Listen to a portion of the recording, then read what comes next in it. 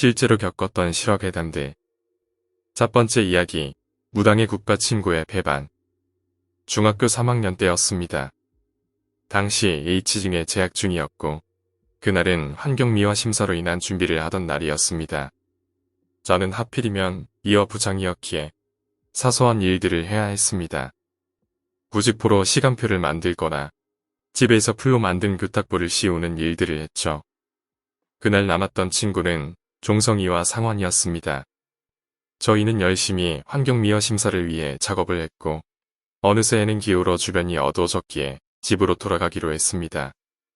그런데 복도에 나갔을 때 저희들은 그 어두움이 너무나 무서웠고 솔직히 고백하면 몹시 창피스럽지만 남자 셋이 손을 잡고 걸어가기로 결정했습니다.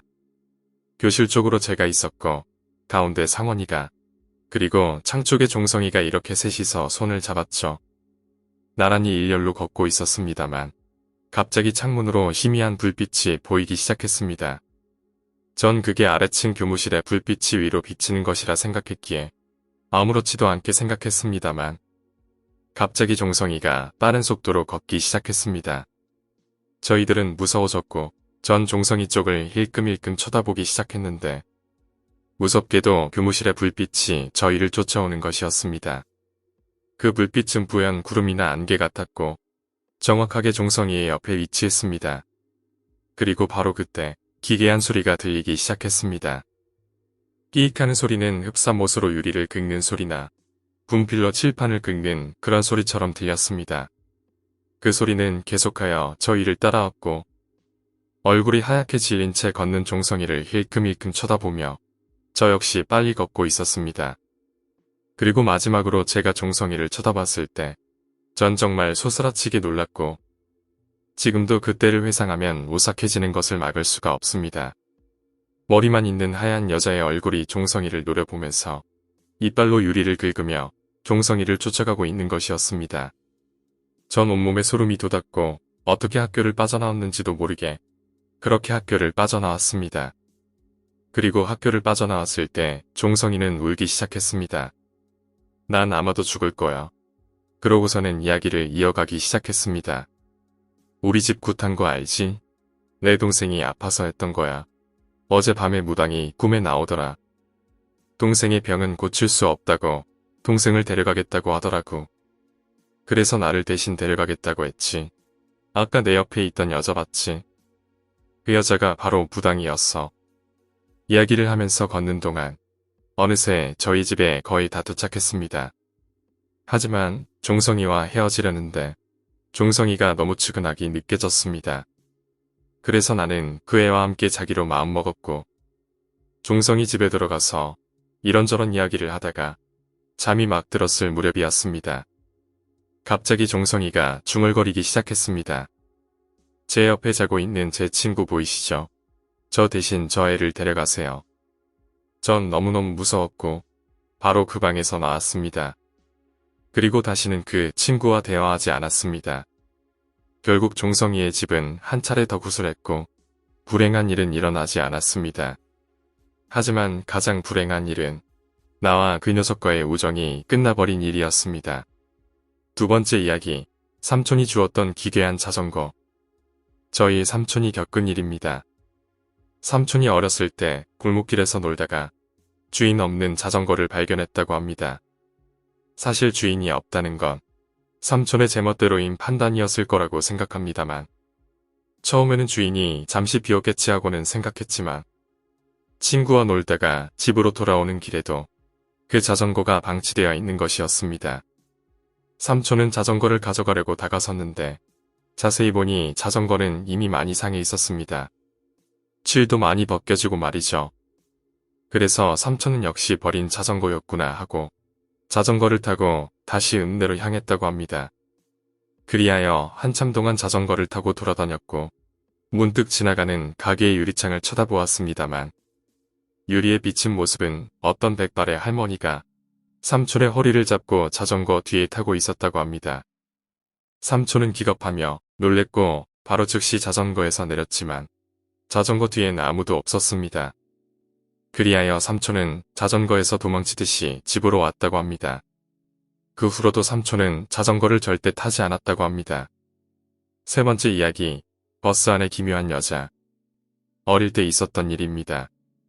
겁도 없이 반야 오래 친구 집에 혼자 놀러 갔다가 저녁 8시쯤 되어서 집에 돌아가게 되었습니다. 게다가 버스 번호를 까먹어서 고생하다가 겨우겨우 버스를 탔습니다. 저는 눈에 보이는 자리 아무데나 앉아 있었는데 어느 순간 잠들어 버리고 말았습니다. 그리고 한참 잘 자고 있을 때 잘 가던 버스가 갑자기 끼익하고 급정거하는 것이었습니다. 그 바람에 저는 앞으로 살짝 넘어갔다가 뒤로 넘어가고 말았죠. 그런데 제 뒷자리에서 갑자기 나야 라는 소리가 나는 것이었습니다. 저는 뒷자리에 있는 사람하고 부딪혔나 싶어서 비몽사몽하는 상태로 죄송합니다. 갑자기 급정거를 하는 바람에 괜찮으세요? 라고 사과했습니다. 다행히도 제 뒷자리에 앉아있던 사람도 안 다쳤는지 작은 여자 목소리로 괜찮아요. 학생은 안 다쳤어요? 라고 했습니다. 친절한 태도에 저는 미안하기도 하고 고맙기도 해서 괜찮아요. 감사합니다 하고 다시 똑바로 앉았습니다만 갑자기 떠오르는 생각에 퍼뜩 일어났습니다. 그도 그럴 것이 저는 맨 뒷자리에 앉아 있었던 것입니다. 제 뒤엔 아무도 없었습니다. 네 번째 이야기, 친구 집에서의 기묘한 경험. 시험이 얼마 안 남은 기간이라 제 친구 A의 집에 비가 놀러와서 같이 시험 공부를 하게 되었습니다. 어느 정도 공부를 한 후 같이 누워서 잠을 자는데 B라는 아이가 원래 가위를 잘 눌리는 타입이라고 합니다. 피곤해서 그런지 그날따라 B는 가위를 몇 번씩 눌려서 누웠다 벌떡 일어났다를 반복했답니다. 결국에는 못 참을 것 같아서 B는 옆에 누워있는 A를 깨워서 A야, 나 자꾸 가위 눌려서 죽겠다라고 말했습니다. 그러자 제 친구 A가 B의 등을 쓸어주며 괜찮아라고 말해주었다고 합니다.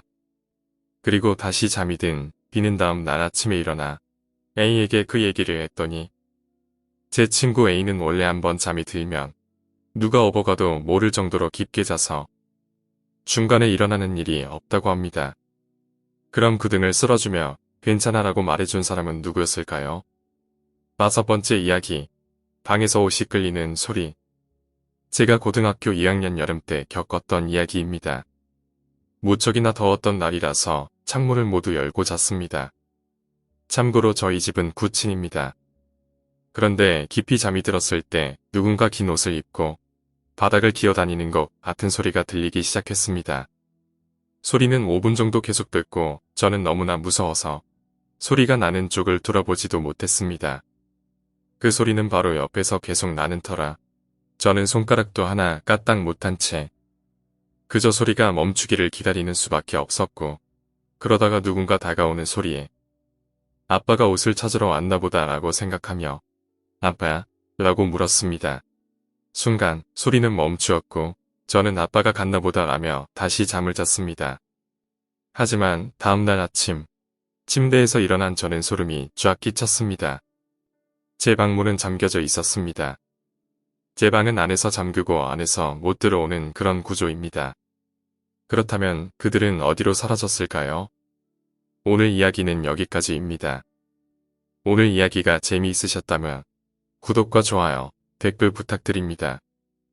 댓글은 저에게 큰 힘이 됩니다. 감사합니다.